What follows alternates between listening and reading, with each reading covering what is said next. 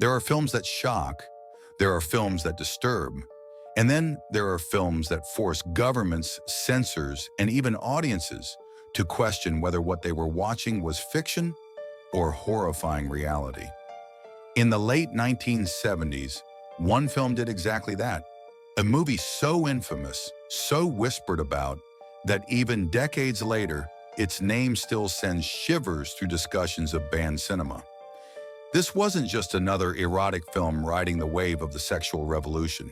It was something far darker, something that blurred the line between art and exploitation, between fantasy and nightmare. This is the story of Emmanuel in America, a film banned, censored, and feared across the world, and yet somehow it refused to die. To understand Emmanuel in America, you first need to understand the strange world of 1970s European exploitation cinema. Italy, in particular, was a breeding ground for films that push boundaries. Horror, sex, violence, taboo. Nothing was off limits. And at the center of this world was Joe D'Amato, a filmmaker with a reputation for breaking every rule in the book. Joe D'Amato, born Aristide, Massachusetts, wasn't interested in subtlety. His films were bold, sleazy, violent, and shocking. He worked fast, shot cheap, and didn't care about critics. What mattered was impact, and scandal sold tickets. Then came Laura Gemser. Born in Indonesia and raised in the Netherlands, Gemser quickly became an international star of erotic cinema. Her exotic beauty, mixed with a fearless approach to acting, made her a perfect match for the role of Emmanuel, a daring photojournalist who dives into the darkest corners of society. The Black Emanuelle series began in the mid-70s as an Italian response to the French Emmanuelle movies, which were soft-core erotic fantasies. But instead of dreamy love stories, the Italian films went into extreme territory. They mixed sex with violence, political corruption, and social taboos. By the time Emmanuel in America was released in 1977, Laura Gemser was already a recognized face worldwide. But this particular film was different. It would take her and Joe D'Amato into the history books of cinema controversy.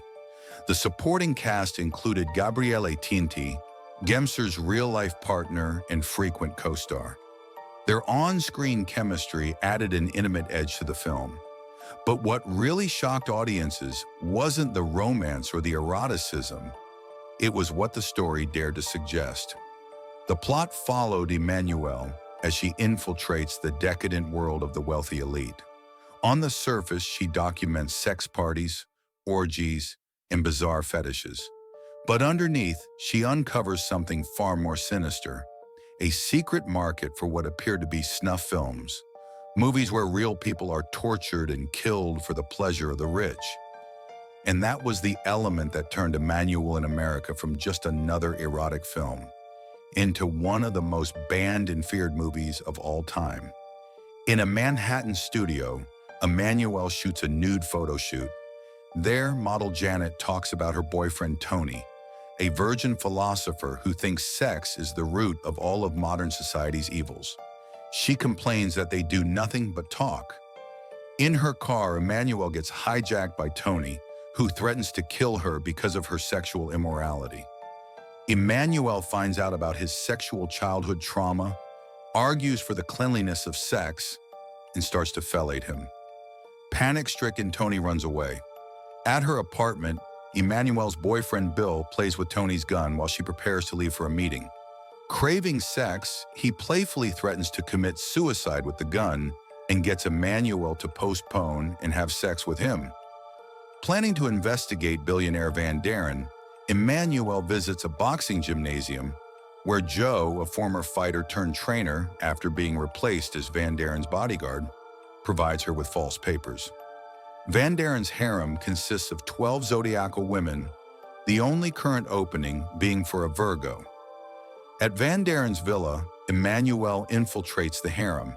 At the pool, she joins 2 of the women for a lesbian underwater game.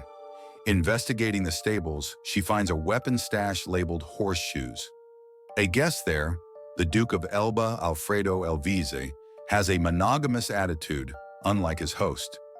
In the evening, everyone watches a woman give a handjob to a horse. Alone with Van Daren, Emmanuel ridicules him for his power-centered and money-centered approach to sex. In the game room, she beats him at poker dice, taking a lot of money from him. She flees in Elvise's car and is invited to his Venetian palazzo. There, the Duke catches his wife with another man and in turn sleeps with Emmanuel. When his wife joins them, Emmanuel leaves, happily reuniting the couple. Emmanuel's boyfriend Bill later pays her a visit. The couple have sex during a rehearsal of the Spring Concerto. At a party in the mansion, Emmanuel learns of a Caribbean island resort which offers beautiful men to sex-starved women. She also discovers the Duke's hidden stash of forged paintings. When a pop-out cake is opened, the party turns into an orgy, and Emmanuel takes pictures. Back at the Manhattan studio, Janet reveals that sex is all that Tony thinks of now. Alone again, Emmanuel has phone sex with Bill. Emmanuel poses as a client to infiltrate the island resort. She takes pictures of the couples and their sexual role plays. One of the women watches an 8mm snuff film during sex, which shocks Emmanuel. Her cover is blown when a male sex worker recognizes her from one of her journals. She escapes by seducing, drugging, and raping the resort's lesbian director and getting into the cab of the chauffeur with whom she came. They have sex in the car. The trail of the snuff film leads her to a U.S. senator in Washington, whom Emmanuel seduces. Presenting himself as a conservative patriot, he invites her to his studio. There, she convinces him of showing her his snuff film collection. Enamored, the senator has sex with her and drugs her drink. Emmanuel goes into a drug trip in which she travels with him to South America and witnesses torture and rape with her own eyes. In the morning, she promises the senator to visit him again. Emmanuel does not know if what she saw was real until her editor shows her pictures she took. Emmanuel sees it as the scoop of the century, but the editor tells her he has received orders from the top not to publish them. Angered, Emmanuel decides to take an indefinite break from her job. Vacationing in an island with Bill, Emmanuel gets caught by a native tribe and is to become the local chieftain's 12th wife. Bill confesses he has sold her for a shell necklace and beer. After the ceremony, a U.S. film crew appears. The tribe are used as actors. Not wanting to take part in a film, Bill and Emmanuel elope, running along the beach in the sunset. When the film began circulating, it didn't take long before censors in multiple countries slammed the brakes. First, there was the sheer amount of sexual content. The movie featured explicit nudity and graphic acts far beyond what was considered acceptable in mainstream cinema at the time. But eroticism alone wasn't the problem. Other films had been banned for sex before. The real storm came from the snuff sequences. In one of the film's most infamous moments, Emmanuel is shown a series of films depicting brutal torture and murder. The footage looked so real that rumors immediately spread. Had Joe D'Amato crossed the line into actual snuff? The scenes featured women being bound, tortured, and killed in front of the camera. The grainy style and disturbing realism convinced many viewers, and even some authorities, that D'Amato had smuggled real-life death footage into his movie. Although these scenes were staged with special effects, the rumors were unstoppable. In the 1970s, fear of snuff films was already circulating heavily in the media. Urban legends claimed that underground markets existed where the wealthy paid for films of real murders. Emmanuel in America poured gasoline on that fire. Censors in Europe were horrified. Some countries demanded heavy cuts, removing the snuff sequences entirely. Others refused to release the film in any form.